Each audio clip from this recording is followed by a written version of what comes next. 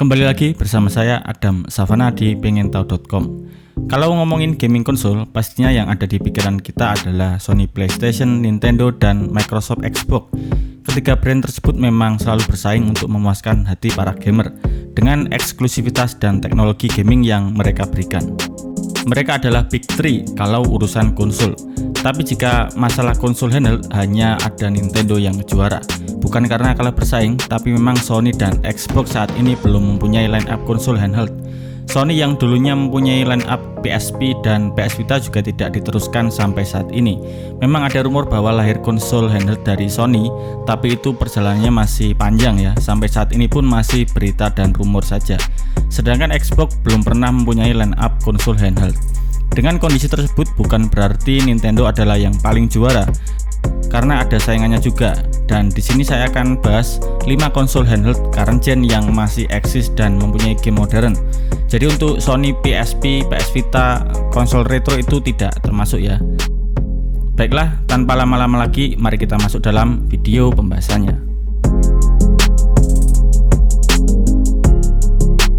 Konsol handheld yang pertama, atau saya menyebutnya konsol genggam saja ya, biar mudah pengucapannya. Jadi konsol genggam yang pertama, seperti yang saya jelaskan di awal, Nintendo adalah pemenang jika disandingkan dengan Sony dan Xbox kalau urusan konsol genggam. Dan line up konsol genggam dari Nintendo adalah Nintendo Switch yang dirilis pada tahun 2017 silam sebagai penerus dari Nintendo Wii U. Sudah 6 tahun dan masih eksis. Karena memang pada line up ini Nintendo memberikan upgrade dari Nintendo Switch versi 1, versi 2, Nintendo Switch Lite yang diperkenalkan tahun 2020, dan yang terakhir ada Nintendo Switch OLED dengan upgrade penggantian layar OLED. Sebenarnya tidak ada peningkatan secara performa dari versi 1 sampai OLED, hanya ada perubahan-perubahan minim. Sesuai namanya Nintendo Switch, konsol ini bisa digunakan secara handheld, docking mode untuk dikoneksikan dengan TV, layar yang lebih besar, dan tablet mode. Sedangkan untuk Nintendo Switch Lite itu hanya bisa digunakan secara handheld. Kelebihan Nintendo Switch tentu saja kontrolernya bisa diganti, entah itu rusak maupun ingin menggunakan handling yang lebih nyaman. Sedangkan untuk versi Lite tentu saja tidak bisa mengganti kontrolernya. Apalagi kalau ada kerusakan di bagian modul analog, tentu saja harus dibongkar. Nintendo berdiri secara eksklusif ya, jadi softwarenya eksklusif, sebut saja menggunakan operating system dari Nintendo sendiri. Dan untuk gamenya juga eksklusif. Ya kalian pasti tahu lah, Super Mario dan kawan-kawan. Tapi ada juga game-game modern lain yang dirilis di Nintendo Switch. Di Indonesia sendiri sudah banyak pengguna Nintendo Switch, harganya juga masih terjangkau 4-5 jutaan untuk Nintendo Switch OLED, sedangkan untuk Nintendo Switch Lite mempunyai harga 2 jutaan. Nintendo menyediakan game-game yang cocok untuk having fun, bermain bersama keluarga, dan kebanyakan gamenya juga bisa dimainkan untuk anak-anak. Apalagi Nintendo dikenal dengan inovasi-inovasi, terutama masalah controlling dalam permainan. Tapi perlu diingat, karena sudah berumur 6 tahun, hardware juga tidak bisa membantu performa game yang hadir saat ini. Walaupun dengan game eksklusif milik Nintendo sendiri. Jadi kalau kalian ingin membeli Nintendo Switch sekarang, perlu dipikirkan matang-matang.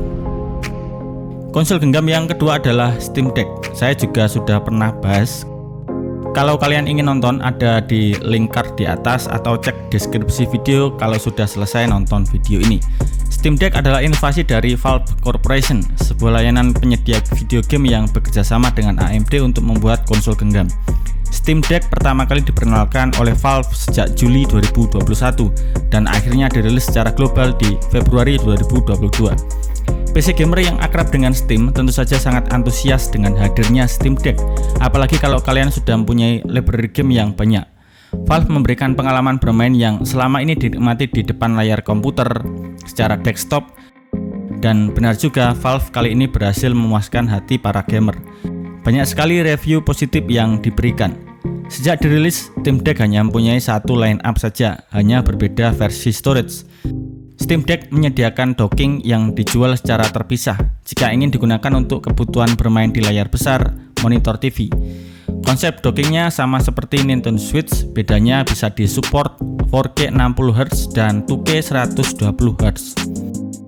Jika biasanya Steam digunakan pada sistem operasi Windows, kali ini Valve tidak menggunakan Windows sebagai operating system untuk Steam Deck, melainkan menggunakan Linux. Dan dengan adanya docking, Steam Deck akan lebih dari sekedar konsol genggam, karena fungsinya yang bisa digunakan sebagai PC.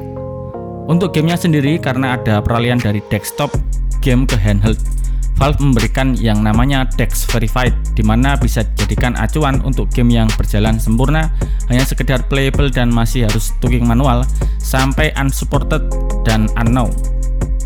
Sejauh ini tidak ada yang bermasalah dengan software maupun hardware dari Steam Deck. Library game yang sangat banyak dan tentu saja memberikan pengalaman bermain game yang lebih imersif. Harga di Indonesia sendiri saat ini menurut saya sudah terjangkau, mulai dari 7 jutaan sampai belasan juta, tergantung varian storage yang dipilih.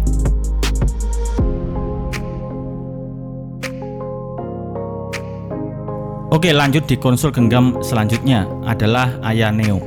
Aya Neo lahir pada Maret 2020, dan di tahun yang sama Aya Neo merilis prototipe mesin dan versi pertama konsol genggam Aya Neo. Sampai sekarang sudah memiliki banyak line up, mulai dari Aya Neo 2021, Aya Neo 2021 Pro, Aya Neo Next, Aya Neo Air, Aya Neo 2, dan yang terakhir ada Aya Neo Kicks. Aya Neo menggunakan Windows 11 dan memang sampai saat AMD merilis prosesor Ryzen, banyak sekali yang menggunakan untuk laptop, tablet, bahkan konsol genggam supaya bisa meningkatkan performa game pada setiap device-nya, tak terkecuali Aya Neo. Semua line up-nya menggunakan AMD Ryzen dan tentu saja menggunakan jenis U yang berarti Ultra Power, yang hemat daya, yang cocok untuk laptop ringan dan konsol genggam. Aya Neo juga mempunyai docking station yang bisa digunakan untuk layar yang lebih besar dan tentu saja dijual secara terpisah.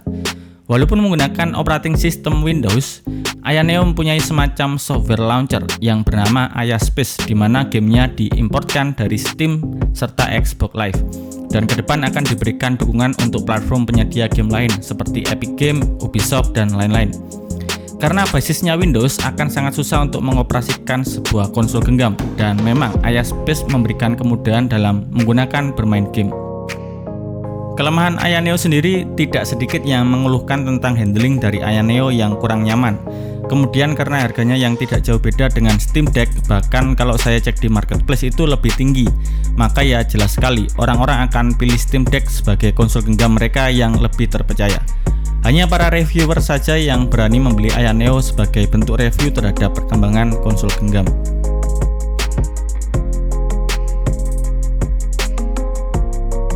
Konsol genggam keempat yang bersaing adalah One X Player.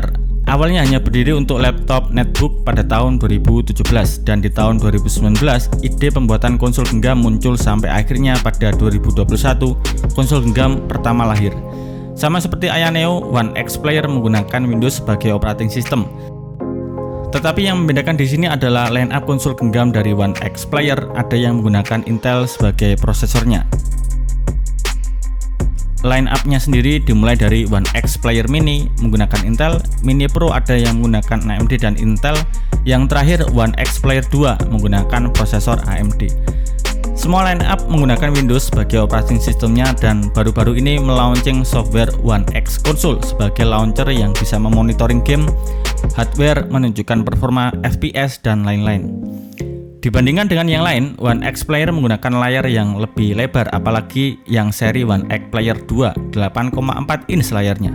Karena bentuknya yang lebar, ini lebih cocok disebut tablet ya dibandingkan dengan konsol genggam.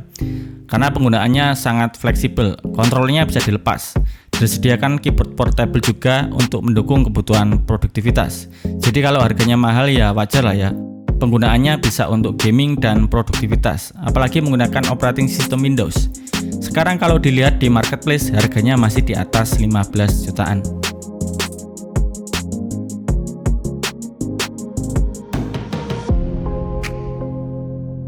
Yang terakhir ada Asus ROG Ally. Nama Asus sendiri pasti sudah familiar di telinga kita. Brand satu ini resmi ada di Indonesia. Sudah banyak produk gaming yang rilis, mulai dari laptop, smartphone, mouse gaming, kursi gaming. Dan kali ini adalah konsol genggam bernama Asus ROG Ally. Ya, sebenarnya ini masih belum rilis ya, cuma sudah diumumkan secara resmi oleh Asus sendiri. Di YouTube luar juga sudah ada yang bikin video unboxing. Karena resmi di Indonesia, masalah pembelian kemudian garansi juga lebih mudah. Dan kalau lihat track record dari Asus sendiri, kayaknya bakalan tetap menjadi salah satu konsol genggam terbaik yang bisa bersaing dengan yang lainnya. Tapi ya kita tunggu saja perilisan Asus ROG Ally. Baiklah, itu tadi 5 konsol genggam current gen yang masih eksis sampai saat ini. Bisa memainkan game-game modern, dan kalau ditanya mana yang paling worth it, tentu saja saya akan pilih Steam Deck. Alasannya jelas, saat ini harganya sudah terjangkau dan bisa memberikan pengalaman bermain game yang lebih imersif. Apalagi kalau kita sudah beli game-game di Steam, bakalan banyak library game kita.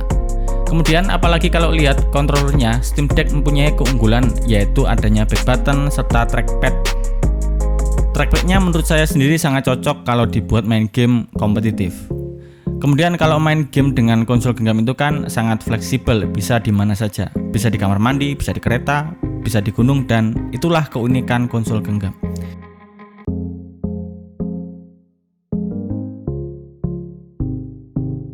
Oke, mungkin cukup sekian video kali ini. Semoga bisa bermanfaat dan menghibur. Saya Adam Savana, sampai ketemu di video selanjutnya.